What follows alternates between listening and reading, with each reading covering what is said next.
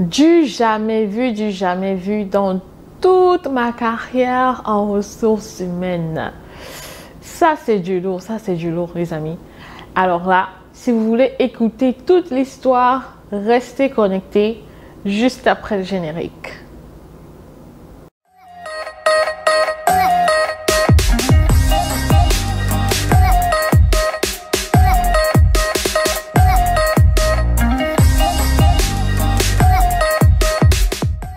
Bonjour les amis, ici Daniel Mbolo, généraliste en ressources humaines et résident au Canada.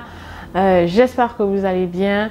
Après avoir fait plusieurs provinces au Canada, après avoir accumulé assez de connaissances sur les procédés d'immigration, j'ai eu à cœur de partager mes connaissances et également de vous faire découvrir les carrières parce que ça, c'est mon domaine, les carrières. C'est ça, mais je recrute pas, hein. Je fais pas le recrutement international. Désolé les amis, je fais pas le recrutement international. À préciser, je ne suis non plus agent de recrutement spécialement pour les universités. Je fais juste des recommandations que je pense qui peuvent vous aider dans votre projet futur. Donc, pour tous ceux qui écrivent dans les commentaires, genre ils veulent du travail ou quoi que ce soit, je vous redirige tout simplement vers des consultants en immigration car comme je l'ai dit dans les vidéos passées, les consultants en immigration ont des connaissances, ont des relations qui peuvent vous aider à mieux trouver du travail, à être mieux outillé pour votre recherche de travail. Alors, l'histoire que je m'apprête à vous raconter, je ne suis pas une très bonne raconteuse d'histoire, mais je vais essayer de paraphraser parce que c'est une histoire qui m'a quand même assez marquée et surtout parce que le corps des enseignants est un corps qu'on néglige beaucoup et moi j'ai souvent entendu beaucoup de personnes se plaindre que les enseignants, surtout immigrants, ne gagnent pas assez. Et comme c'est pas un bon métier et tout, surtout que je ne sais pas comment ça se passe dans les autres pays francophones, mais les immigrants, les professeurs issus du Cameroun, comme en fait, s'ils ont de l'expérience de travail, comme c'est facile pour eux de trouver en fait, s'ils veulent continuer bien évidemment dans ce corps de métier là, c'est pas difficile en fait de trouver du travail pour eux ici sur place. Donc, il faut vraiment le préciser. Alors, je tiens à faire un disclaimer. Tout ce que je vais dire, vraiment, ça dépend des expériences, de l'expérience de chacun. Chacun a son expérience. En fait, après cet exemple-là, après cette histoire-là que j'ai entendue, c'est cette conclusion-là, en fait, aussi que je viens vous dire. Ça dépend de chacun. Partout dans le monde entier, il y a des personnes qui réussissent et il y a des personnes qui échouent ou qui gagnent moins ou plus, qui peuvent venir du même milieu, qui peuvent faire le même métier, qui peuvent avoir la même expérience. Parce que je vois ça en ressources humaines. Ça dépend de comment chacun négocie son salaire. Ça dépend en fait de l'esprit dans lequel tu es. Donc ça dépend. Donc moi en fait ça m'a, comme je dis, ça m'a vraiment pour quelqu'un qui vient d'arriver.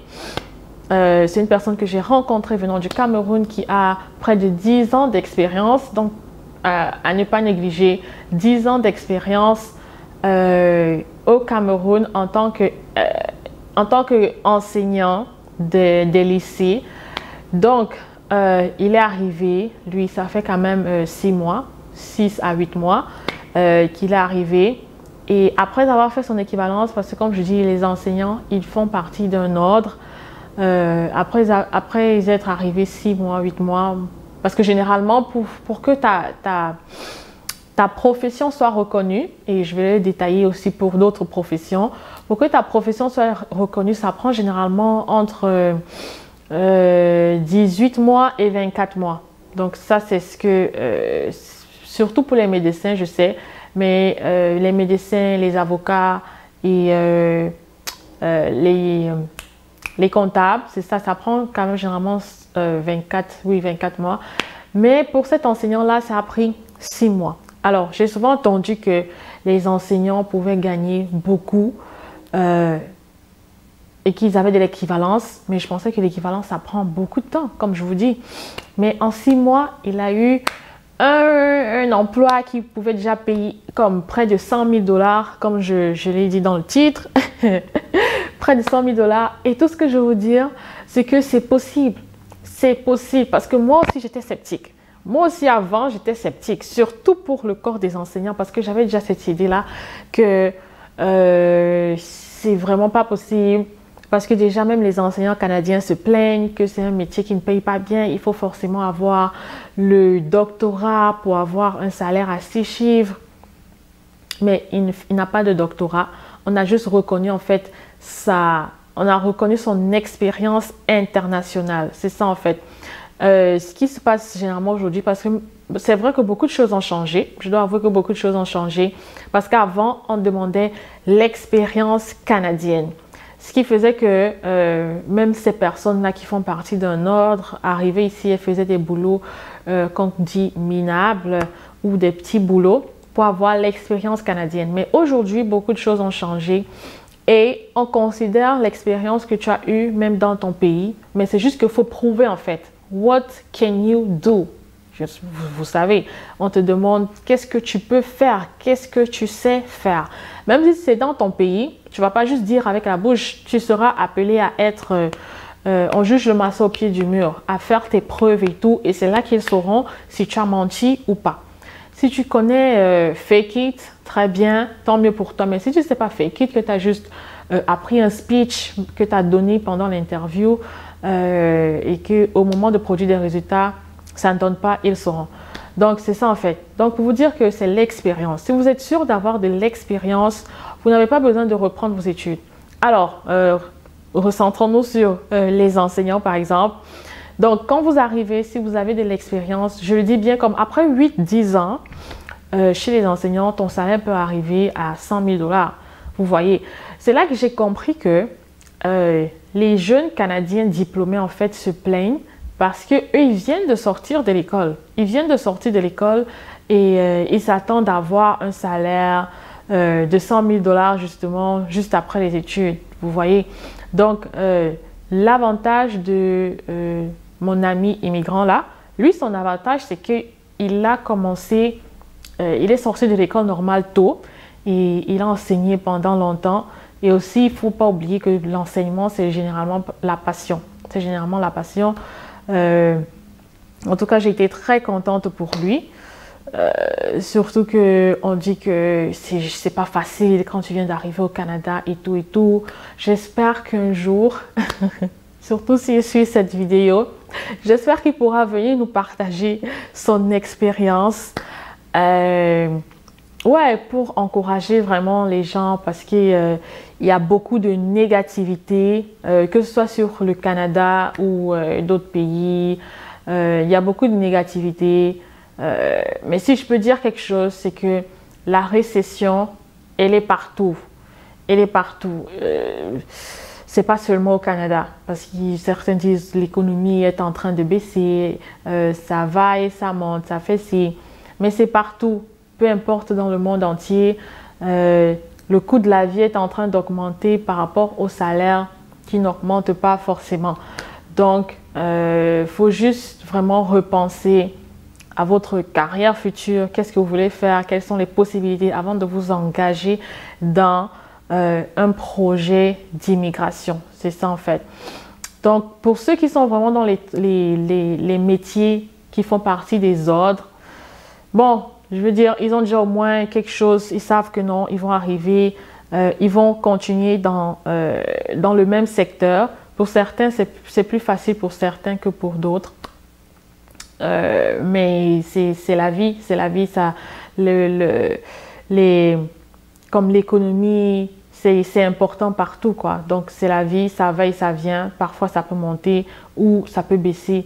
On essaye juste de faire avec et de se dépasser comme on peut.